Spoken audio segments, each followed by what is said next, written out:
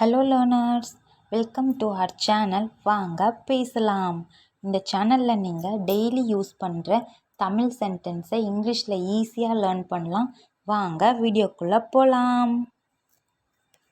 நம்ம பார்க்க போகிற ஃபஸ்ட்டு சென்டென்ஸ், நம்ம யார்கிட்டையாச்சும் நீ ஏன் வருத்தப்படுற, நீ ஏன் வருத்தமாக இருக்க அப்படின்னு கேட்போம்ல, அதுக்கு இங்கிலீஷில் ஒய் ஆர் யூ அப்செட் அப்படின்னு கேட்கலாம். எப்படி கேட்கலாம்? Why are you upset. So next time நீங்கள் யார்கிட்டையாச்சும் போய் நீ ஏன் வருத்தப்படுறன்னு கேட்குறதுக்கு பதிலாக ஒய் ஆர் யூ அப்செட்னு கேட்டு பாருங்கள். அது டிஃப்ரெண்ட்டாக இருக்கும். வாங்க நெக்ஸ்ட் சென்டென்ஸ் பார்க்கலாம்.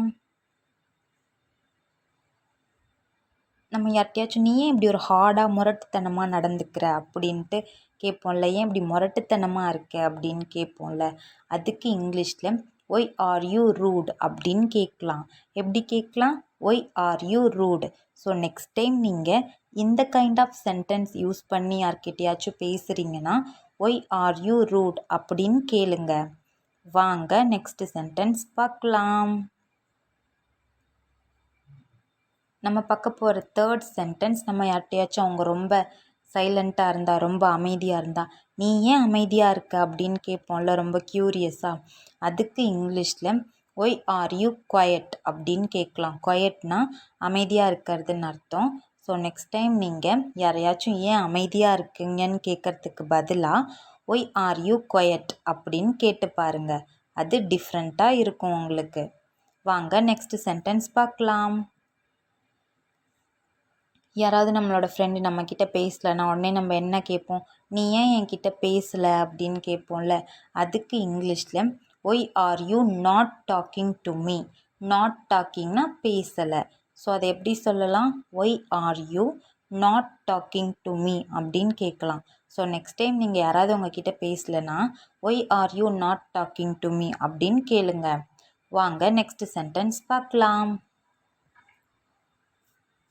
நம்ம யாரையாச்சும் தேடி போகிறோம் அப்படின்னா நீ ஏன் இங்கே இருக்க அப்படின்னு கேட்போம்ல, ஏன் நீ இங்கே இருக்க அப்படின்னு யாரையாச்சும் நம்ம கொஸ்டின் பண்ணுவோம்ல, அதுக்கு இங்கிலீஷில் why are you on here. ஹியர்னா இங்கே. So why are you on here அப்படின்னு கேட்கலாம். ஸோ நெக்ஸ்ட் டைம் நீங்கள் யார்கிட்டையாச்சும் போய் நீ ஏன் இங்கே இருக்க அப்படின்னு கேட்குறீங்கன்னா why are you on here அப்படின்னு கேட்டு பாருங்கள். அது உங்களுக்கு டிஃப்ரெண்ட்டாக இருக்கும்.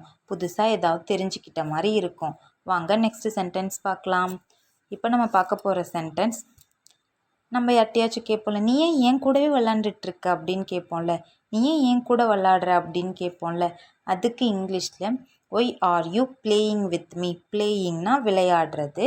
நீ ஏன் என் கூட விளையாடுற அப்படின்னு கேட்குறதுக்கு why are you playing with me அப்படின்னு கேட்கலாம். ஸோ நெக்ஸ்ட் டைம் நீங்கள் why are you playing with me அப்படின்னு கேளுங்க. வாங்க நெக்ஸ்ட் சென்டென்ஸ் பார்க்கலாம்.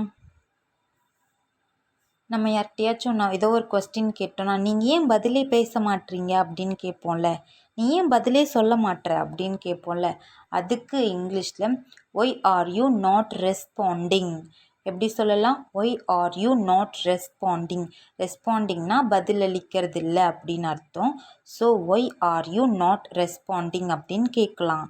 வாங்க நெக்ஸ்ட் சென்டென்ஸ் பார்க்கலாம்.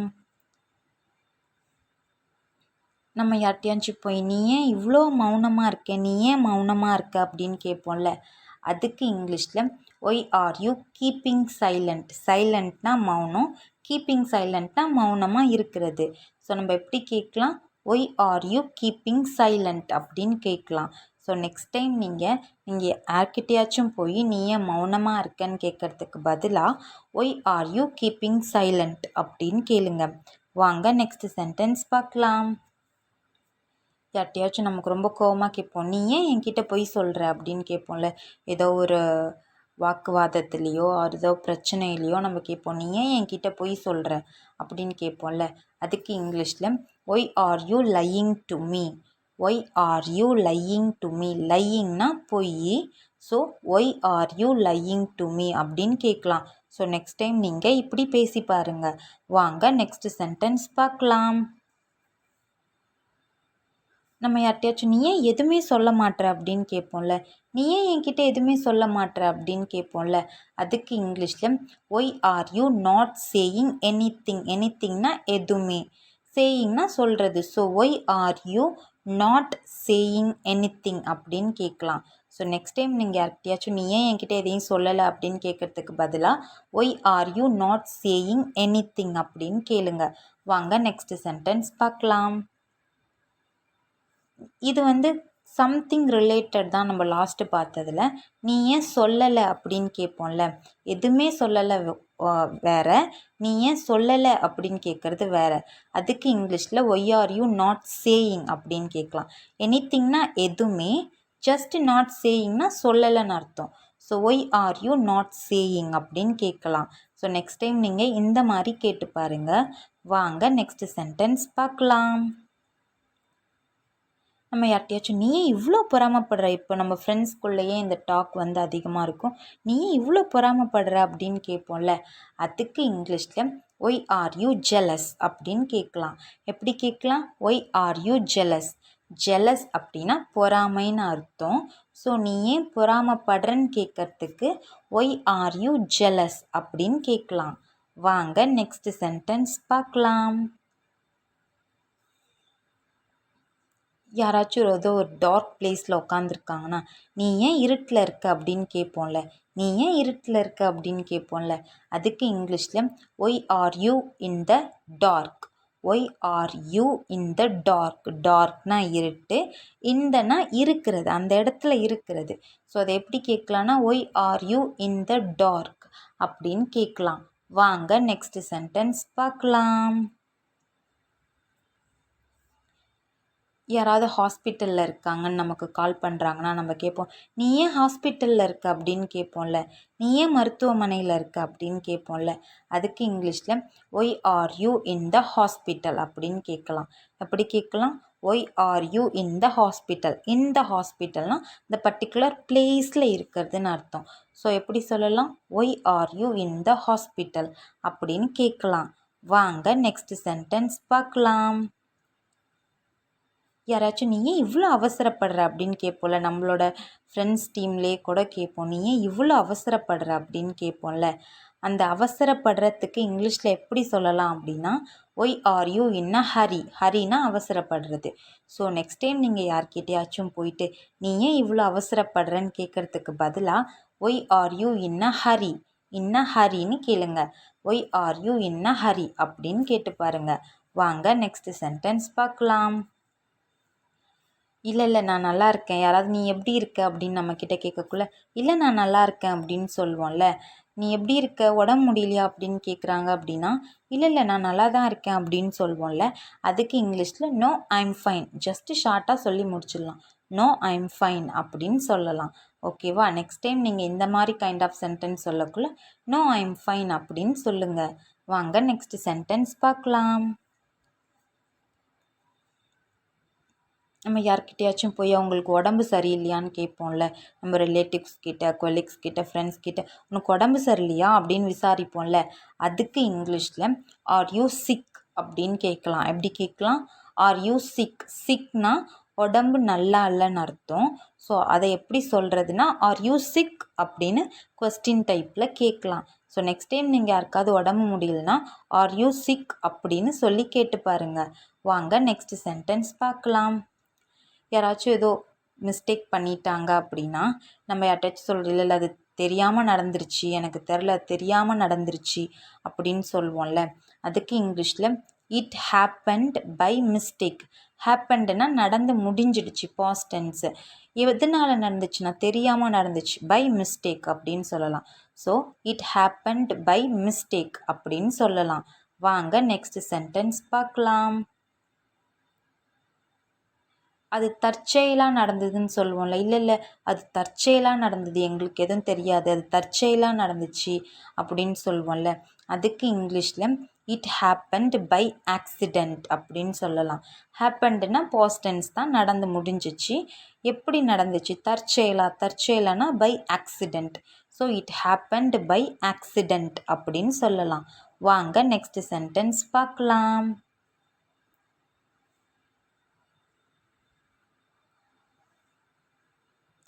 நம்ம சொல்லுவோம்ல, இதுவும் தற்செயலாக நடந்துச்சு அப்படின்னு சொல்லுவோம்ல, அதுக்கு இந்த மாதிரியும் சொல்லலாம். எப்படி சொல்லலாம்னா, இட் ஹேப்பன்ட் பை சான்ஸ்.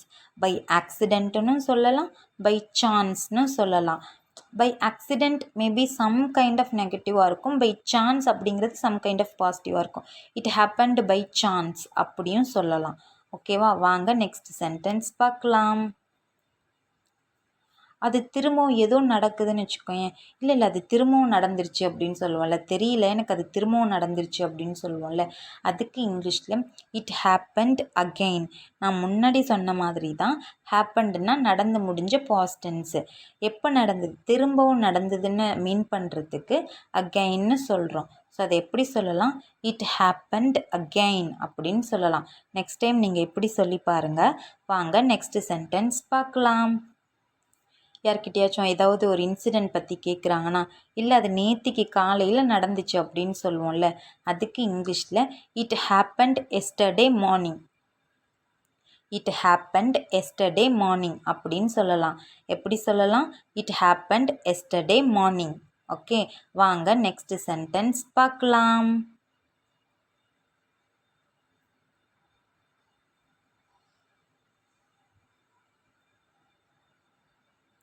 இது எப்போது தொடங்கியது அப்படின்னு ஏதாவது நம்ம யார்கிட்டயாச்சும் போயிட்டு ஏதோ ஒரு ஈவெண்ட்டை பற்றி கேட்குறோம், இது எப்போ தொடங்குச்சு அப்படின்னு கேட்போம்ல, அதுக்கு இங்கிலீஷில் வென் டிட் திஸ் ஸ்டார்ட் எப்படி கேட்கலாம்? வென் டிட் திஸ் ஸ்டார்ட் அப்படின்னு கேட்கலாம். வாங்க நெக்ஸ்ட் சென்டென்ஸ் என்னன்னு பார்க்கலாம். யார்கிட்டயாச்சும் இது எப்போ நடந்துச்சு அப்படின்னு கேட்போம்ல, ஏதோ ஒரு விஷயத்தை பற்றி யாராவது நம்மக்கிட்ட வந்து சொல்கிறாங்க அப்படின்னா, அப்படியா இது எப்போ நடந்துச்சு அப்படின்னு கேட்போம்ல, அதுக்கு இங்கிலீஷில் வென் டிட் திஸ் ஹேப்பன்ட் அப்படின்னு கேட்கலாம். எப்படி கேட்கலாம்? When did this happened. Did for past tense. So அதை எப்படி கேட்கலாம்? வென் டிட் திஸ் ஹேப்பன்ட் அப்படின்னு கேட்கலாம். வாங்க நெக்ஸ்ட் சென்டென்ஸ் என்னன்னு பார்க்கலாம்.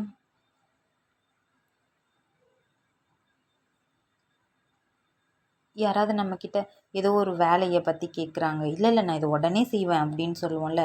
இதை நீ செய்வியான்னு கேட்குறாங்கன்னா, நான் உடனே செய்வேன் அப்படின்னு சொல்லுவேன்ல.